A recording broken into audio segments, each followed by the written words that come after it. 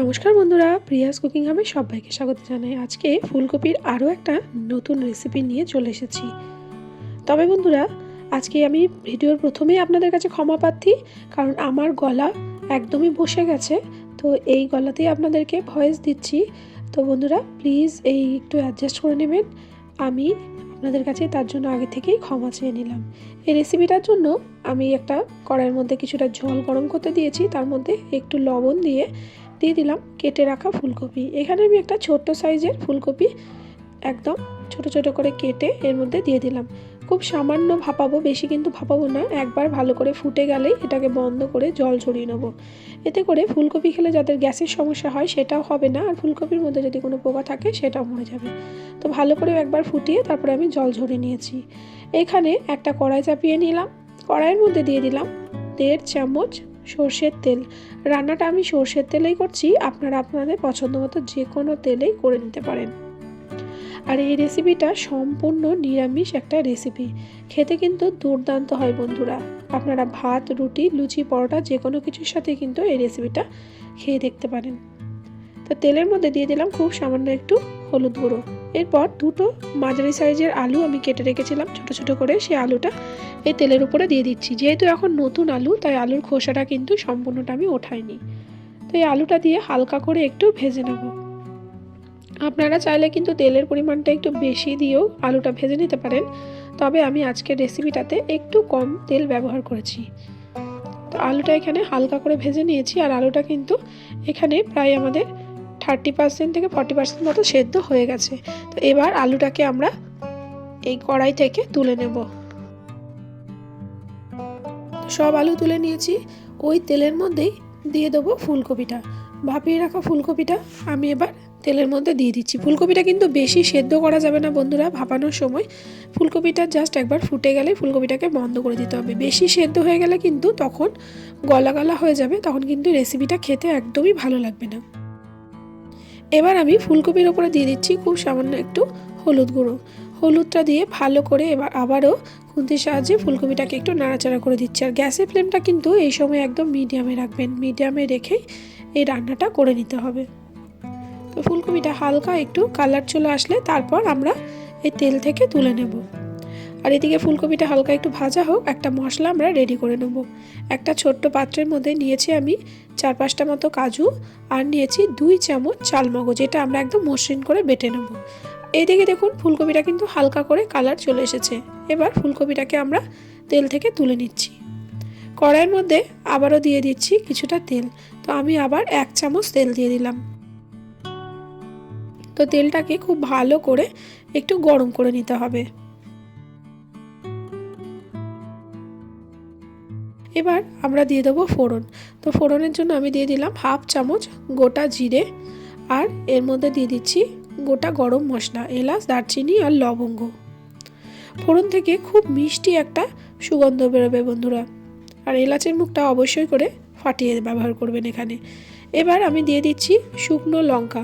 এখানে একটা শুকনো লঙ্কা আমি 2 ভাগে ভাগ করে দিয়ে দিলাম একটা তেজপাতা।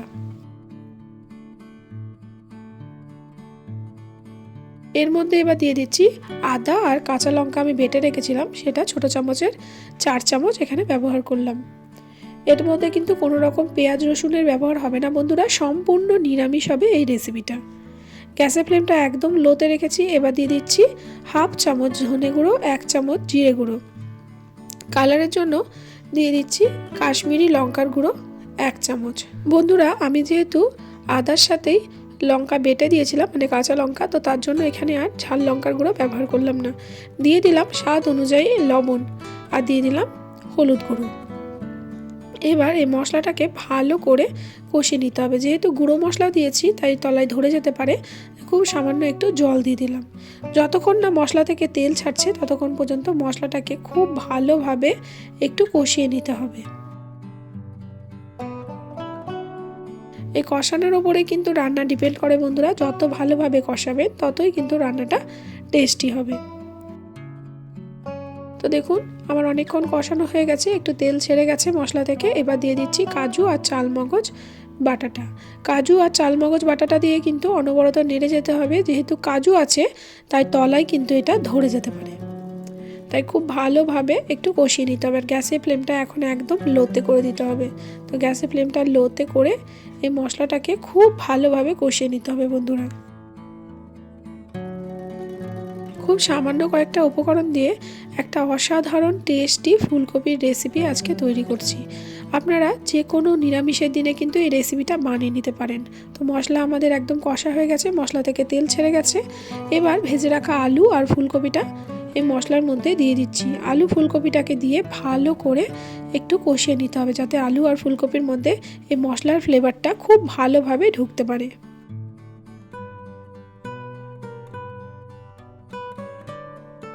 বন্ধুরা, আজকের রেসিপিটা কে কোথা থেকে দেখছেন অবশ্যই আমাকে কমেন্ট করে জানাবেন। আমার চ্যানেলে নতুন বন্ধু হয়ে থাকলে চ্যানেলটিকে সাবস্ক্রাইব করে পাশে থাকার অনুরোধ রইল। পাশে থাকা বেল বাটনটিকে প্রেস করে অল নোটিফিকেশানটা অন করে রাখবেন, যাতে নিত্য নতুন কোনো রেসিপি দিলে সবার আগে নোটিফিকেশান পৌঁছে যায়। আমি 1 মিনিট মতো একটু ঢাকা দিয়ে রেখেছিলাম, যাতে ফুলকপিটা একটু সেদ্ধ হয়ে যায়। তো ঢাকাটা খুলে আবারও একটু নাড়াচাড়া করে দিচ্ছি। তো এখন এর মধ্যে দিয়ে দিচ্ছি গরম জল। আমি এখানে যতটা গ্রেভি রাখতে পছন্দ করব সেরকমভাবেই কিন্তু এখানে গরম জল দিয়ে দিলাম। আমি এখানে ছোট কাপের 1 কাপ গরম জল দিয়েছি। আপনারা যেরকম গ্রেভিটা রাখতে পছন্দ করবেন সেই রকম হিসাবে কিন্তু এখানে গরম জলটা অ্যাড করবেন। আর অবশ্যই করে কিন্তু এখানে গরম জল দেবেন, ঠান্ডা জল কিন্তু দেবেন না, তাহলে কিন্তু খেতে ভালো লাগবে না। তো খুব ভালোভাবে ফুলকপিটা আর আলুটা জলের মধ্যে মিশিয়ে দিলাম। এবার ঢাকা দিয়ে এটাকে ভালো করে সেদ্ধ করে নেব। তো বন্ধুরা, আমি এটাকে 5 মিনিট মতো মিডিয়াম ফ্লেমে ভালো করে সেদ্ধ করে নিয়েছি। তো এখন এর মধ্যে একটু চিনি অ্যাড করে দেবো। যেহেতু নিরামিষ রান্না, তো চিনিটা কিন্তু অবশ্যই করে দেওয়ার চেষ্টা করবেন, তাহলে কিন্তু টেস্টটা ভীষণ ভালো আসে। তো আমরা চিনিটা এর মধ্যে দিয়ে দিলাম। এবার এর মধ্যে দিয়ে দিলাম 1 চামচ মতো শাহি গরম মশলা। নিরামিষ রান্নায় গরম মশলার ঘি না দিলে কিন্তু ভালো লাগে না। 1 চামচ ঘিও এর মধ্যে দিয়ে দিলাম। এবার খুব ভালোভাবে ঘি, গরম মশলা আর চিনিটা এর মধ্যে একটু মিশিয়ে দেব। আর দেখুন, ফুলকপি আলু সবই কিন্তু সুন্দরভাবে সেদ্ধ হয়ে গেছে। খুব ভালোভাবে এটাকে আমরা মিশিয়ে দিলাম। তো আবারও একবার ভালো করে ফুটিয়ে নিয়ে তারপর গ্যাসের ফ্লেমটা বন্ধ করে দেবো। তো বন্ধুরা, আজকের রেসিপি কেমন লাগলো অবশ্যই আমাকে কমেন্ট করে জানাবেন। রেসিপি ভালো লাগলে প্রিয়জনদের সঙ্গে শেয়ার করতে কিন্তু ভুলবেন না বন্ধুরা। তো আমি গ্যাসের ফ্লেমটা বন্ধ করে দিয়ে কিছুক্ষণ স্ট্যান্ডিং টাইমে একটু ঢাকা দিয়ে রেখে তারপর এটাকে পরিবেশন করব। তো দেখুন বন্ধুরা, কতটা সুন্দর হয়েছে। এর কালারটাও কিন্তু এসেছে দুর্দান্ত, আর খেতেও কিন্তু হয়েছিল দুর্দান্ত। তো বন্ধুরা, আজকের মতো আসি। দেখা হবে অন্যদিন অন্য একটা রেসিপির সাথে। সবাই ভালো থাকবেন, সুস্থ থাকবেন, সাবধানে থাকবেন। ভিডিওটি এতক্ষণ পর্যন্ত ধৈর্য সহকারে আমার সাথে থাকার জন্য অসংখ্য ধন্যবাদ।